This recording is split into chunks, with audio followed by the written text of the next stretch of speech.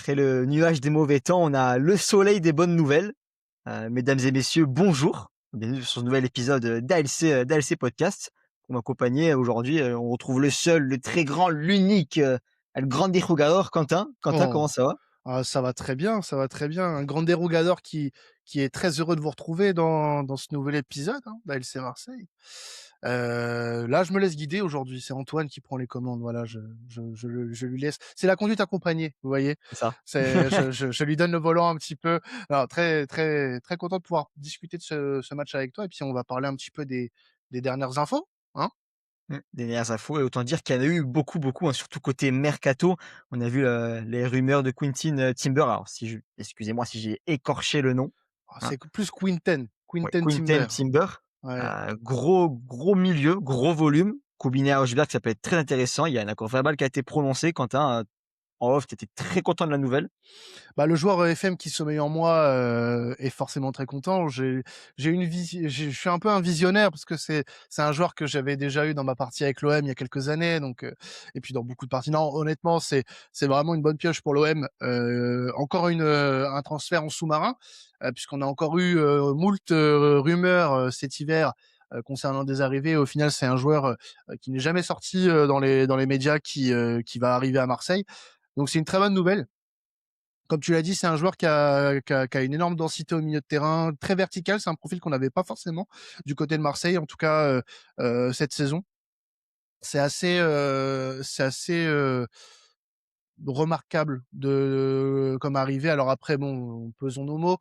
C'est pas le joueur du siècle, hein, il a ses défauts, bien sûr. Mais ça reste un joueur avec une expérience malgré son jeune âge, Ouais, exactement. Il a 24 ans. Sa saison est un peu en deçà de ce qu'on peut attendre de lui avec Feyenoord. Mais Feyenoord a un petit problème aussi, sportif, hein. C'est deux victoires sur les 12 derniers matchs pour le club de Rotterdam, donc c'est un peu compliqué sportivement du côté, de Feyenoord et lui de son côté, individuellement, c'est un peu une saison où, statistiquement et dans le jeu, c'est un peu plus compliqué.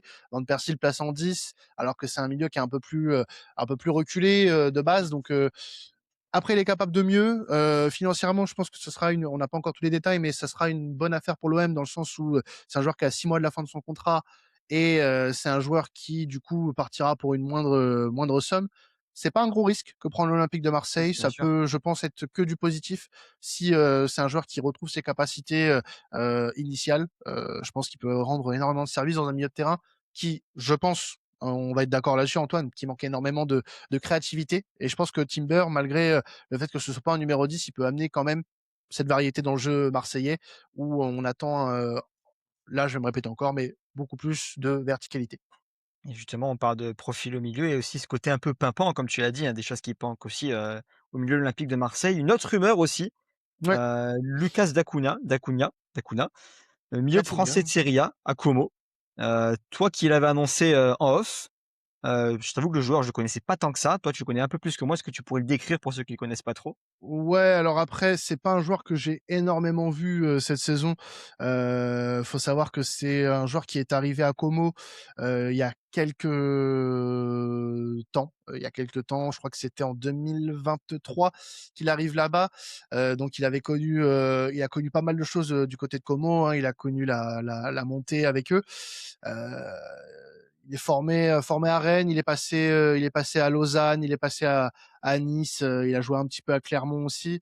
C'est un joueur qui a un profil aussi, assez, heu, intéressant. C'est vraiment, je pense sa première saison, complète en Serie A. Heu, il a joué, une vingtaine de matchs depuis le début de la saison, 20 matchs pour être précis même. Il joue. Il joue, c'est un joueur qui Bah, joue énormément dans une équipe qui performe en plus. justement, Como, là on peut plus faire un parallèle sur que Cunha et Timber. Timber, lui, joue beaucoup dans une équipe qui est au plus mal. Da Cunha est un joueur qui joue dans une équipe qui performe plutôt bien. Donc je pourrais pas en dire assez sur lui parce que je l'ai pas vu assez jouer, mais je pense quand même et ça fait toujours plaisir de se dire qu'on va chercher des joueurs qui, performent dans le top 5, hein. Ça on a la capacité de le faire en tout cas et c'est aussi un joueur français et ça fait plaisir aussi, d'avoir, Faire parler un peu le vivier francophone, hein. Le voilà, c'est vivier ça. tricolore, ça fait toujours plaisir. Et c'est un joueur qui a 24 ans, donc qui est encore, perfectible. C'est un milieu central, voilà, on part encore de 8. Donc je pense que on parle de Timber, on parle de Dacunia, on parle aussi d'Imad Abdelli, qui, est toujours sur les tablettes de l'OM. D'ailleurs, ce serait des dossiers qui sont complètement indépendants. Mmh. Ça annonce très certainement des départs. Alors, l'équipe annonçait que ça serait pour les départs de Bacola et d'Angel Gomes. Donc maintenant à voir de quoi il va s'en découler, parce que là on est le 19 janvier au moment où on enregistre ce podcast. Est-ce que on aura, d'autres nouvelles d'ici là? Moi en tout Le cas, mercato est loin d'être fini, on le sait, de toute façon avec l'OM, c'est toujours il un peu reste la 10 même jours. chose, hein. Il reste une dizaine de jours. Moi aujourd'hui, et je pense que beaucoup de monde, sera assez d'accord là-dessus, et tu me diras ce que tu en penses toi Antoine. Tu me dis, tu échanges Bacola et Angel Gomes contre pardon, j'ai perdu, contre Quinton Timber et Lucas Dacunia. Bah écoute, même avec Abdelli, hein, dans la balance, tu retires l'un des 2 et tu mets Abdelli. Moi, je dis pas Tu perds non. pas au change, j'ai Tu perds l'impression. pas au change, Tu perds pas au même change. le contexte est très compliqué pour les 2 joueurs marseillais. Bacola, ne semble plus dans les papiers de De Zerbi puisqu'il n'est pas rentré du tout face à Angers. Il veut pas prolonger son contrat, donc ça va faire comme Robin Nevas au final et il va partir. Et puis Angel Gomes, malheureusement, n'est pas au niveau attendu. Donc dans tous les cas, l'OM en sortira grandi déjà financièrement, puisque Gomez, tu l'as eu gratuitement l'été Bien dernier, sûr, donc tu vas avoir un petit billet et tu vas avoir un billet sur un joueur qui a, allez, une dizaine, quinzaine de matchs dans les pieds, en professionnel. bien sûr. Donc pour moi, il y a que du positif et tu récupères 2 joueurs qui ont engrangé de l'expérience. Alors Timber avec le Feyenoord, a eu, cette expérience européenne et Dacunia, que sous la houlette de cette Fabregas à Como, n'a pas encore connu l'Europe, mais fait une Mais il a très déjà bonne cette saison. expérience d'équipe un peu flamboyante qui va un peu je dirais pas surperformer, mais éclater un peu toute l'Europe, Mmh. éclabousser aux yeux de l'Europe. Ceci, plus que positif pour l'OM, hein, qui a des résultats un peu en dents de scie parfois et pour le moment, c'est très bon, faut avoir des joueurs qui sont très bons, Et on amène justement. de la variété au milieu de terrain dans un secteur où on avait des besoins particuliers, donc c'est très bien. Donc après, encore une fois, côté rumeur, hein, il y a Imad Abdelli, tu l'as très bien dit et côté départ, alors il y a aussi eu un peu de mouvement. Paul Lirola qui quitte l'OM pour aller à l'Hellas Vérone, Mon dernier de Dieu! Serie A. Alors, ironiquement, je dis, ils m'ont enlevé le chouchou, des supporters, Lirola. Et d'un autre côté, on a Ruben Blanco qui a son contrat qui a été, résilié. Résilié. Plus de contrat, aujourd'hui, le 19 janvier. Ruben Blanco qui quand même, assez vaillant, même s'il a pas beaucoup joué, il était là quand il fallait être là. Après Ouais. malheureusement la concurrence est un peu trop rude aussi, hein. Ruben Blanco, il a beaucoup souffert aussi, je pense que, certains oublient que quand, Rouli arrive, il était toujours prévu pour être numéro 2, hein. Ouais, bien sûr. Il s'est pété, le genou, lors de la l'intersaison 2024-2025 et ce qui, précipite l'arrivée de Jeffrey Delange. C'est pas c'est pas un regret pour moi de le voir partir parce qu'on en a pas vu assez, mais faut pas le pleurer dans le sens où, faut pas oublier qu'il prenait quand même un salaire assez important. Mmh. Il prenait un salaire assez important, tout comme comme Paul Lirola. J'ai vu un tweet, je crois, c'est Max Vandrel, qui avait tweeté à son sujet, au sujet du départ de Ruben Blanco. Ruben Blanco plus Paul Lirola, c'est l'équivalent en termes de salaire d'un Ahmed Traoré, par exemple, Ouais, en termes de salaire. Donc, tu te sépares de 2 poids morts dans ta masse salariale, ce qui est plutôt, une bonne chose. Après, on ne dit pas de ne pas réutiliser cette masse salariale, mais il faut, utiliser intelligemment l'utiliser encore une fois. intelligemment. Voilà, c'est ça. Donc, tant mieux pour eux d'un côté puisque, voilà, il fallait leur trouver un point de chute. Paul Lirola, ça venait de nulle part. Il a eu que quelques apparitions cette saison et c'est des c'est très bref, pardon, Mmh. et c'est très, très mauvais. Voilà, donc là, il s'en va chez le dernier de Serie A. Ça prouve que malheureusement le gap, n'a pas été passé pour lui et Ruben Blanco, c'est une résiliation de contrat parce que personne ne voulait payer, son salaire, gigantesque. Donc maintenant à voir, ce qui va advenir de lui. On leur souhaite le meilleur, hein, bien évidemment, parce que c'est pas des mauvais bougres. Mais malheureusement, aujourd'hui, Le c'est foot dans ça va vite, hein. ça va C'est vite ça aussi. et dans cet OM-là, malheureusement, ils n'ont pas leur place donc on leur souhaite le meilleur, dans leurs, choix respectifs. Et après ouais, c'est des gestions de carrière à faire et aussi une gestion financière côté OM. Une gestion financière et aussi une gestion des résultats. On va parler de Angers-OM qui a eu lieu le week-end Ouais. dernier. Un match, j'ai peut-être abusé, mais j'ai vu le Brésil. En Peut-être un première peu mi-temps, en tout cas, abusé, on a vu mais le Brésil. le match Voilà. était super beau, une vraie démonstration de l'armada offensive de l'OM. On a vu quasiment tous les joueurs offensifs ont marqué. Mmh. Assez impressionnant. C'est un match exemplaire des hommes de Zerbi, le 2 Zerbi Ball en action. On était un peu comme des fous en off. Quelques stats un peu intéressantes. 23 tirs tentés, 5 buts, 11 cadrés. Ouais. Là, pour le coup, c'était assez clinique. Moins de brouillon comparé à avant. Il y a eu plus d'ouverture, certes, mais il fallait aller planter derrière. Niveau des passes aussi, deuxième stat intéressante, 93% des passes ont été réussies. Voilà, ça revient sur la stat de moins de brouillon et plus de sérénité dans le jeu finalement sur ce match-là. Ouais, bah, écoute, moi, j'attendais pas forcément grand-chose de ce match-là, ne serait-ce qu'une victoire. J'attendais, surtout, qu'on aussi quand même qu'il y ait de la continuité par rapport au match face au PSG et ce qu'on avait vu, plus tôt dans la semaine à Bayeux. Mais cet OM-là m'a agréablement surpris, samedi soir et c'est très bon, c'est très bien, c'est très agréable comme sensation d'être agréablement surpris par son équipe et c'est dommage quand même que ça arrive à la 18e journée de championnat, qu'on voit autant de décontraction dans le jeu. Alors, certains diront que, l'opposition en face n'était pas forcément très élevée. Je rappelle quand même que le SCO d'Angers est 11e de Ligue 1, certes, mais c'est une équipe qui joue énormément bien en ballon et Bien sûr, qui, est au-dessus des pronostics qui lui sont donnés, hein. Angers, c'est une équipe qui joue normalement énormément de maintien. Là, aujourd'hui, c'est une équipe qui est dans le milieu de tableau, qui est à seulement un point de l'AS Monaco, hein, donc ils ont une meilleure forme que l'AS Monaco qui a 4 défaites d'affilée en Ligue 1. Donc aujourd'hui, c'est une équipe qui, en plus à domicile, aurait pu nous créer des problèmes. Moi, j'ai vu et d'autres, pardon, diront que, bah, le retour d'Ahmed Traoré et d'Amine Gouiri joue énormément dans ce pas renouveau, mais dans cette nouvelle façon de jouer et bah, moi, je vais plutôt être dans cette, team-là parce que vraiment, moi, c'est quelque chose que j'ai commencé à remarquer. Alors, fallait vraiment, pousser, voir le positif dans ce contexte-là, mais, le match face à Nantes, quand ils sont rentrés en jeu, alors on était à 9 certes, ça jouait pas voilà, fallait vraiment, prendre ce qu'il y avait à prendre, mais c'est les seuls qui ont essayé d'amener un petit peu de bien dynamisme sûr. sur les offensives qu'on avait, pu avoir sur ce match-là et je reprends le match face à Paris. Heu, Traoré amène le deuxième but. Gouiri avait fait un très bon match, jusqu'à sa sortie et là, le match de samedi, bah, moi, j'ai vu 2 joueurs qui, ont énormément contribué, à ce festival. Gouiri, encore une fois, pour moi, et je le répète, heu, je pense qu'Aubameyang aujourd'hui a beaucoup tiré sur le physique et c'est pour ça que, bah, ces derniers temps, c'est un peu compliqué pour lui sur le terrain. Mais je pense que si, Amine Gouiri ne se blesse pas lors de la trêve internationale d'octobre, ou de novembre, je sais plus quand est-ce qu'il se blesse exactement, je crois que c'était octobre. C'est octobre, Hem, la saison de l'Olympique de Marseille aurait pu être différente. En bien tout sûr. cas, l'écart, qu'on a aujourd'hui avec le RC Lens et le Paris Saint-Germain aurait pu être un peu différent. Je dis pas qu'on en serait forcément devant, mais je pense qu'Amine Gouiri commençait à bien revenir, parce qu'il a eu un début de saison un peu compliqué, on le rappelle. Il a eu du mal à se mettre dedans, mais il commençait à revenir. On se rappelle du match à Metz où ça a été positif pour lui. Il avait marqué un but.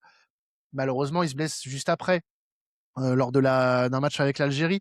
Donc c'était triste quand même de voir ça et de se dire que merde, putain, c'est un joueur comme lui qui nous a manqué sur tous les 2 mois là qui ont passé. Alors l'OM est pas largué, hein, l'OM est 3e, l'OM est encore en course, en Ligue des Champions, toujours en lice en Coupe de France. Donc moi, je trouve que ce match-là, il est pas mal. On a beaucoup de choses à dire positives. Il y a des choses négatives, hein, on va y Bien venir, je sûr. pense. Mmh. Mais si on garde le positif, franchement, c'est cette première mi-temps. Cette première mi-temps, elle a été, incroyable. On doit voir cet OM-là plus souvent. On doit avoir cet OM-là plus souvent, conquérant, qui ne veut rien laisser à son adversaire. Qui va aller Heu, étouffer directement la défense, hein, de suite, hein, exactement, même sans exactement. ballon. C'est ça et c'est le jeu sans ballon. Le jeu sans ballon, Antoine. Le placement d'Emerson. Le placement d'Emerson. Faut être visionnaire pour le voir celui-là. Faut être visionnaire pour voir ça. C'est quand même fou. C'est la première fois de la saison que je vois Emerson placé là et il est, passeur décisif 2 fois sur le match. Ouais. Donc là franchement, l'animation, il y a j'ai entendu cette phrase pendant le match: «Il y a pas de mauvais dispositif, mais il y a des mauvaises animations» et là pour le coup, c'était une très bonne animation. Parce que moi, j'ai entendu dans cette émission, Aimé Bayer, qu'on savait pas jouer à 3 derrière, on savait pas jouer, avec, seulement 2 milieux de terrain. Ah si, on sait le faire. C'est juste que c'est un Ça problème dépend le de contexte après du match, parce qu'un match, c'est 90 minutes, quoi. ça dépend aussi de beaucoup de choses. Ça dépend de l'adversité, ça dépend de l'animation que tu proposes et l'animation, pour moi, elle joue beaucoup dans ce que tu vas proposer dans un match de football Oui, complètement. et c'était pas une histoire de dispositif, c'était une histoire d'animation et des joueurs que tu utilisais. Pour moi, ce dispositif avec cette animation-là, avec ces joueurs-là, c'est parfait. C'est parfait. Quelque chose qui sont perfectibles, mais je pense que si tu démarres comme ça et quand tu vois sur le banc que tu as un Peshao qui rentre en fin de rencontre et qui te met quand même un Qui est but percutant toujours, hein. et qui est toujours percutant, qui a eu même l'occasion d'en mettre 2 ou 3, et bah, moi je te dis que même si c'est que Angers, c'est positif pour la suite et quand je dis positif, moi je pense déjà à mercredi. Mercredi, gros match qui arrive, face à Liverpool. Je rebondis sur ce que tu dis, à l'OM, il y a pas de «c'est que telle équipe». On sait très bien, on connaît, on aime bien relancer les équipes un peu en difficulté. Pour rebondir à ce que tu disais sur Gouiri, ce match, même cette période un peu, c'est un peu la rédemption du joueur aussi, qui revient en force. Et ce que j'aime beaucoup, c'est que c'est le joueur qui va aller étouffer l'adversaire le plus possible. Et là, tes défenseurs, tu ne vas pas respirer. Ouais, 90 minutes, du moment qu'il joue, tu ne vas pas respirer. Et pour moi, c'est quelque chose qu'il faut qu'il conserve aussi. Tu as bien dit avant qu'il se blesse, c'est quelque chose qu'il faisait très bien. Faut que ça nous porte aussi, enfin, il faut qu'il continue ça aussi pour Liverpool et pour Lens, qu'on va jouer le week-end prochain aussi, les leaders de Ligue 1. Ils sont à 8 points devant nous. Contre qui on a perdu, il me semble que c'était 1-0 à la phase aller. ouais, C'était à non l'extérieur. 2-1, 2-1. 2-1? On 2-1. perd 2-1, On avait but de perdu le match. Greenwood et but sur penalty provoqué par Pavard et Pavard contre son camp. Oui, le fameux contre contre Pavard. C'était, après Oui. le match face au Sporting d'ailleurs, où on avait eu un enchaînement assez compliqué. Une période, assez sombre, mais maintenant, bon, on va pas trop y penser parce que c'est plus C'est trop le le cas, donc passé, on l'a dit. c'est le passé. C'est le passé, voilà, on va respirer tranquille, tout va bien. Mais vous voyez, on a commencé cette phase retour avec une victoire face à une équipe contre qui on n'avait pas gagné. Mmh, Donc voilà, toujours positif. on va continuer cette phase, positive, cette spirale positive, aller chercher un résultat samedi, face à Lens. Et ça C'est va être un ça. très gros match. Parce Il que faudra franchement, rester c'est ce genre de match qu'on a envie de voir. C'est ce genre de match qu'on a envie de jouer, qu'on a envie de qu'on a envie de spectater, de spectateur. regarder, de Joli verbe. spectater. Merci. Non, non, mais vraiment pour être sérieux 2 secondes, je pense que c'est un match, Antoine, qui va être très intéressant. Déjà parce que tu es à 8 points de ton adversaire. C'est l'occasion de frapper un coup et de dire: «Moi, je suis encore là. Et Moi, je suis changer la encore là». dynamique aussi du championnat, hein, c'est ça? Exactement. Moi, je suis encore là. Tu vas pas partir comme ça tout seul devant. Mmh, Tu as Paris 2 semaines plus tard, c'est l'occasion aussi de faire le même coup. Là, l'Olympique de Marseille a une occasion rêvée, à partir de samedi, de rappeler un petit peu au championnat, aux équipes de Ligue 1 et à ses concurrents directs de dire: «On est encore là, on n'est pas mmh. mort. Là, vous avez pas encore assez appuyé sur le coup, il faut y aller maintenant». Parce que je trouve que jouer comme ça, on en est encore capable. Je sais pas ce que tu en penses toi, mais moi je trouve que Angers est une équipe qui produit déjà beaucoup de jeux et il y a des équipes très joueuses dans cette Ligue 1 et je pense qu'on en est capable. On en est capable. Bah, Donc moi aujourd'hui, je vois les points qui nous séparent de Lens. OK, tu as 8 points, mais tu as encore combien de matchs derrière? Tu en as encore oui. 16. Tu en as encore 16. Il y a beaucoup de choses qui peuvent arriver. Même En pour eux, positif comme même en pour eux, négatif. En même positif pour eux. comme en négatif, justement. Et je suis d'accord avec toi sur le fait qu'on est encore capable de jouer comme ça et heureusement parce qu'on doit montrer qu'on a encore un bon club, que ce soit historiquement, dans le jeu, même actuellement. Faut qu'on soit un minimum sérieux aussi pour être des prétendants, que ce soit au podium de Ligue 1. Je dis pas le titre parce que c'est pas la question aujourd'hui, c'est pas ça. Mais Oui, qu'on soit je suis prétendant au d'accord. titre en Ligue 1 et être un C'est le concurrent minimum, sérieux en Ligue des Champions, c'est le minimum qu'on doit viser, le bien sûr, podium cette saison. bien sûr. Et Le sinon, c'est titre ouais. le titre, c'est un bonus, Mmh, en fait. Il faut se dire qu'aujourd'hui, l'Olympique de Marseille doit avoir vocation à participer tous les ans à la Ligue des Champions. bien C'est une sûr question de survie pour, plein de choses. et Heu, justement ouais, pour, vas-y. finir, finir ce que je disais, c'est on est capable de jouer comme ça, mais c'est une histoire d'envie maintenant. C'est une histoire d'envie, une histoire Ouais, de grinta. Faut avoir le couteau entre les dents. C'est pas parce qu'on va jouer le dernier de Ligue 1 par exemple, qu'il faut y aller main dans les poches, c'est les vacances, claquettes, chaussettes, tongs, lunettes de soleil, béret, ce que tu veux. Faut pas faire ça. Non, peu importe qui tu joues, faut y aller comme si c'était le match de ta vie. Comme si Bayeux jouait l'OM tous les week-ends, faut être Baillet qui joue l'OM tous les week-ends. Faut y aller le couteau Exactement. entre les dents. Ça paraît bête dit comme ça, mais c'est une histoire d'envie. On l'a vu plusieurs fois, des matchs qu'on peut gagner et qu'on doit gagner. On a l'impression qu'on prend trop à la légère et tous les buts qu'on prend à partir de la 80e, c'est affligeant. Je confirme Quentin, je pense. C'est ce qui fait aussi qu'on a un écart avec Lens et le PSG. Tous les buts À qu'on Angers, par exemple, prend, l'aller, je crois qu'on perd avec un but d'Ousmane Camara à la 96e. ouais, Il est c'est venu nous ça. crucifier, nous climatiser au Vélodrome. Tu avais le match entre les mains, quoi. Il Jamais, il fait jamais un tu encaisses ce but à la fin. il slalom, dans la défense comme si de rien n'était, hein, Presque quoi. trop facile, presque c'était des Voilà. plots, presque au milieu, c'est pas normal. Et le match contre Toulouse, Antoine, le match contre Toulouse, où tu te Mmh, prends une longue touche 94e, c'est très mal inadmissible. celle-là. C'est attends, ça encore, bon, qu'il y ait un exploit individuel d'un joueur, ça peut arriver une fois toutes les pleines lunes, mais une touche longue en professionnel, c'est pas possible. Tu peux pas te dire, sur un enfin, tu peux pas perdre des points sur ça, c'est pas concevable, en fait. C'est pas pro, C'est pas pro. Donc c'est c'est pas ça pro. aujourd'hui où on doit, passer un gap, c'est dans cette concentration. La concentration parce que pour moi le premier qu'on prend à Angers, c'est c'est pas possible en fait. On peut pas prendre des buts comme ça. Le deuxième encore, bon, je veux bien, c'est une belle passe extérieure du Les pied, circonstances, oui, ça arrive. tout le monde se fait avoir, tu défends. En fait, quand tu défends en reculant, face à ton but, c'est compliqué Très d'intervenir compliqué. dans ce genre de situation. Donc là, bravo aux Angevins qui ont très bien joué le coup. Bah, mais le premier but de Sbaye, c'est une blague en fait. C'est une blague. J'ai l'impression d'avoir vu cette action 10 000 fois cette saison. Donc moi j'attends énormément, en tout cas de ce qu'on va produire défensivement. Parce qu'en fait, là, moi ce que j'ai vu défensivement, alors on n'a pas été mis à contribution énormément sur ce match-là, tu remarqueras, mais le peu de fois où on l'a été, on a été mis en difficulté encore une fois. Exactement. C'est une Et c histoire de concentration. et c'est là où ça me pose vraiment un gros cas de conscience quand même. Parce qu'on a les armes, putain, pour avoir une bonne défense. Mmh, Mais j'ai l'impression qu'il y a un truc que je ne sais expliquer, qui fait que, dans des moments de pression, on se liquéfie. mmh. Et ça, c'est pour moi, inconcevable quand on voit comment on a joué en première mi-temps. Tu viens gâcher cette première mi-temps par ça. C'est pas possible. C'est pas possible, ça, je suis d'accord avec toi et des points négatifs aussi à retirer, justement, la concentration de la défense en général, mais de l'équipe aussi.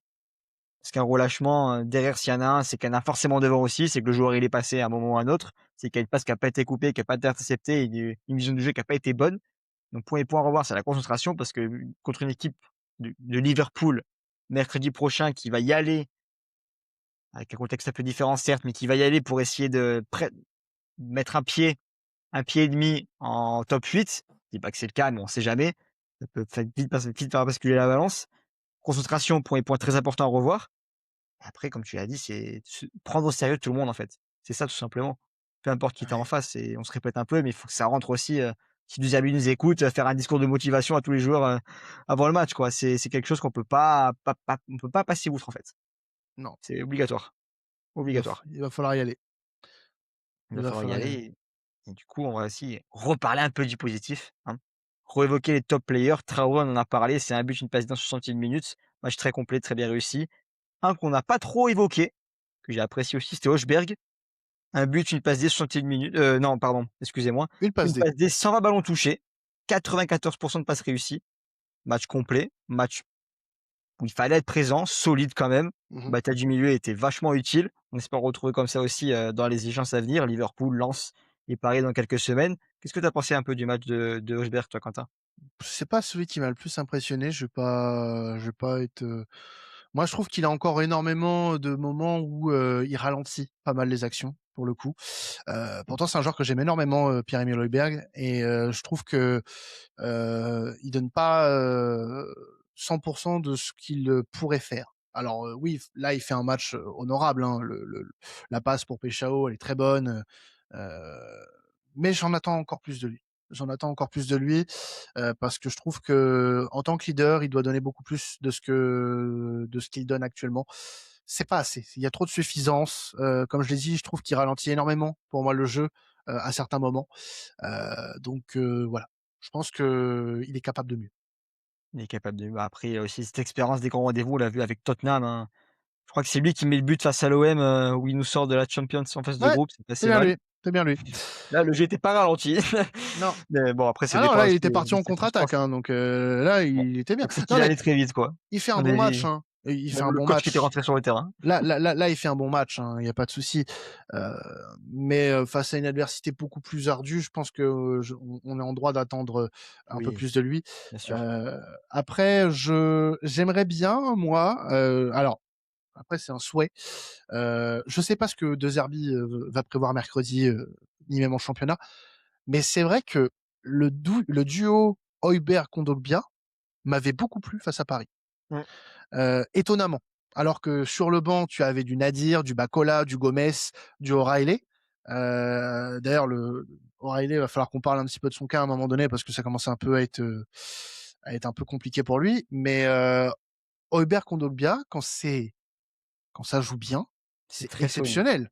Mmh. Ça, c'est très solide. Kondogbia, quand il est à 100%, et le coach lui-même le dit, c'est que malheureusement, Kondogbia, on ne peut pas lui demander tout le temps de réitérer ces performances-là parce que physiquement, ça ne tient pas. Alors, va venir aussi la question de est-ce que Kondogbia doit rester à l'Olympique de Marseille dans ces cas-là?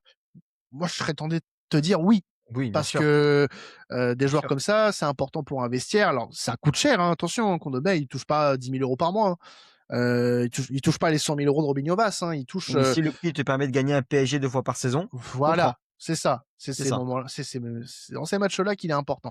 On l'avait vu aussi un peu plus tôt dans la saison face au Real Madrid en Ligue des Champions, où même s'il y a une défaite de l'OM, il avait sorti un très gros match contre Kondogbia. Ouais.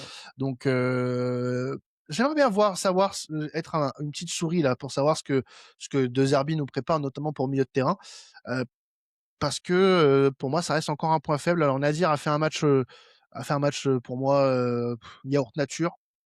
Bon, il a fait un bon match, hein, mais il s'est rattrapé, on va dire, de Nantes.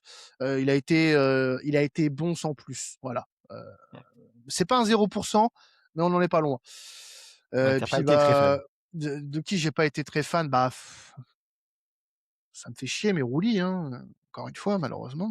encore une fois, ça manque de concentration. Rouli, c'est pas la première fois cette saison. On l'a vu face au Sporting, il te fait un dégagement, il rate le ballon. Mm.